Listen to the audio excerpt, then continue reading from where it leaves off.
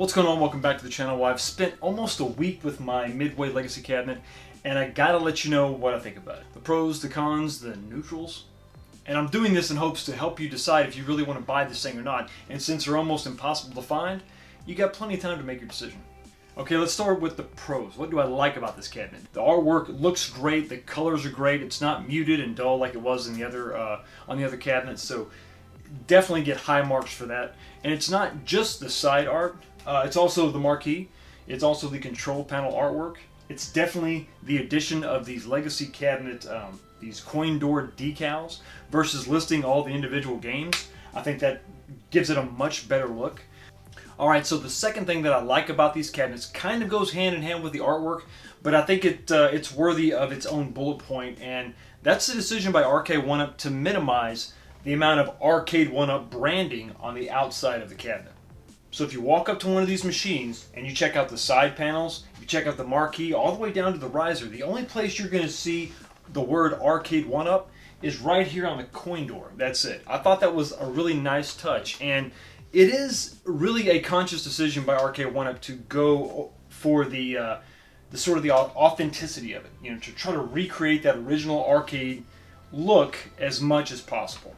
Now, obviously, you have the Arcade1up splash screen whenever you start up the game, and it's in the main menu. But as far as the outside branding, I thought that was actually a really nice touch. You're not going to see it in any of the fine print up here on the marquee. It's nowhere to be found on the control panel itself. So I thought that was actually a wise choice.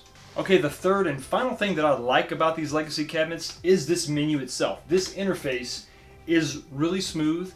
I love the way that all 12 games are displayed right on front. I like the fact that you can select the difficulty within each game. I wouldn't necessarily call them dip switches, but there's a lot of adjustment that can be made within each game. Fight.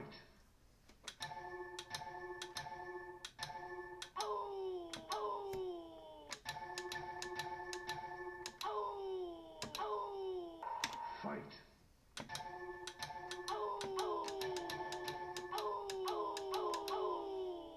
Okay, so now let's go over a few items that I call neutrals. They're not really pros or cons, but they're differences between this and the third generation. I figured they're worth bringing up. The first one is this side panel design. I'm not going to give this a con, I'm just going to give this a neutral because I understand what they were doing as far as trying to change up the look and be more authentic to the arcade. I do like it in the overall sense, I guess in the generic sense of the word. I would prefer this over this standard sort of sloping style that Arcade1up had. We're just talking about form here, not function, just form, aesthetically. This looks better, but it has some impacts to the performance. So I think it's just worth noting that it is different.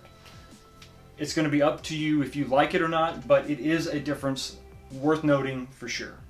And the next thing is that this cabinet is actually shorter than the Generation 3 cabinets, but not by as much as you may think. If you try to measure it point to point, side to side, it's going to look like it's a lot shorter, but when you go from the highest point of the third generation cab to the highest point on these legacy cabinets, you'll see that there's only about 1/8 of an inch difference in height. So it's a difference, yes, but it's not much. Alright, so now let's go into the negatives, let's go into the cons, let's go into the things that I do not like about these legacy cabinets. Alright, the first thing is that the control panel is actually lower on the legacy cabinet than the third gen. Even though the total height is only 1/8 of an inch difference, they have lowered this control panel by 5/8 of an inch, a little over 1/2 an inch difference. Basically, it's the thickness of the control panel itself, because I don't believe that they've changed the height of the side panel at all. They just recessed this panel, which is the second problem I have with this, is that they've actually recessed this control panel inside the two side panels, and that recess is a good 1/4 inch. And when you do that, you obviously create this ridge where people's hands, or the player's hands, is going to rest. And, you know, in one player mode, when no one else is next to you, it's not that big of a problem. You can adjust. But if you're playing 2-player, it's going to be an issue. Also, the control panel is more narrow now, by 1.25 inches. Once again, you've dropped that down in between the two side panels, and then you've narrowed that also to accomplish that. You're just taking real estate away from really the most valuable spot on your entire arcade. That is your control panel. But when you talk about the control panel where your hands rest, this is the way that you interact with your game. to make any kind of change to this, it has to be justified. There has to be a good reason for it. And the 3 reasons that I just listed are all negatives. In my opinion, every change that was made to this control panel is a negative. They were wrong. They were all bad ideas. And not only that, but by doing this, they have necessitated these little J blocks now that mount underneath this control panel that the control panel sits on. So before, you had the entire strength of the side panel itself because the control panel sat on top of it. Yes, there were 4 bolts that held it down, but even if the 4 bolts weren't there, you're not going to push down and break this control panel because it's resting on these side panels themselves. And it didn't necessitate another set of supports inside. Now the only thing that's really supporting this control panel is, about that much of a screw. 6. There's 6 screws total. 3 on this side, 3 on this side. You've got maybe 1/8 of an inch, maybe 1/4 of an inch of thread that is inside the walls of your side panel. So if you get really frustrated at Mortal Kombat and you like to beat on the control panel, or maybe you got a lot of kids that are rough on it and they beat on that thing, those threads will eventually give way and your control panel is going to sink. Alright, the 4th thing that I do not like about these legacy cabinets is that the marquee is in the wrong place. We talk about these wings and, when you look at them up close, they really don't bother me. It's not that big of a deal. I think that they could have definitely cut off about 1 inch of that, but it's not even worth mentioning at this point. Now, we talked about the side panels being a different shape, and I noted that that was just, my feelings on that were neutral. It's fine. I understand what you were doing. This was an aesthetic choice, and this doesn't necessarily dictate the placement of your marquee. You could have made this a little taller, keep this same shape, and get this marquee up and out of the way. But the way that this stands now, when I stand up in front of this arcade machine, and I'm 6'1", there is 2 inches of the screen that I cannot see. So in my opinion, for the average person to be able to play this arcade machine as it sits right now, you have to have a stool. If you want to keep this same style, if you want to keep this same height and dimensions, a stool is a requirement. Either that, or you're going to have to try to raise this thing up, and now we've got a cabinet on a riser on a riser.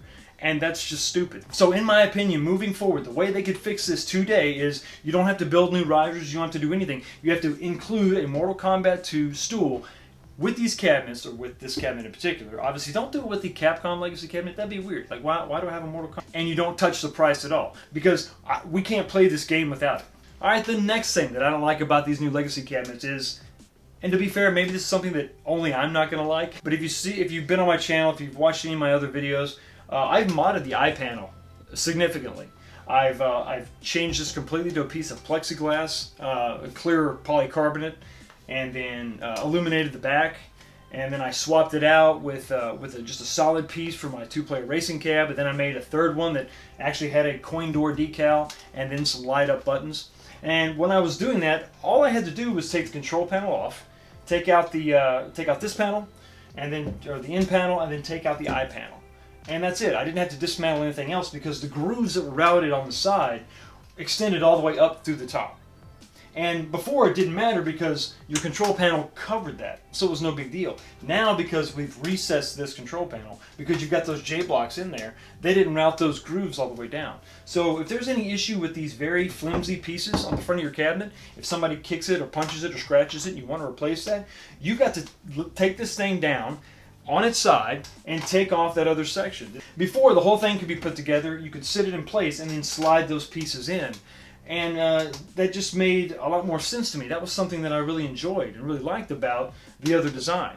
So as you assemble this thing, on step 11 you've got to slide these pieces in. And what that basically does is when you get to step 12, you want to shoot yourself. On the 1st, 2nd, and 3rd generation cabs, it was tough enough to kind of line up all these pieces that were sticking up, but they were solid wood and they had dowels in them. So what you could do is sort of start at the top, get those set, maybe get a screw started and work your way down. But now that you've got these thin pieces, these eye and in panels to fit in there, that's one more thing you have to get perfectly lined up before you can press this other side piece on.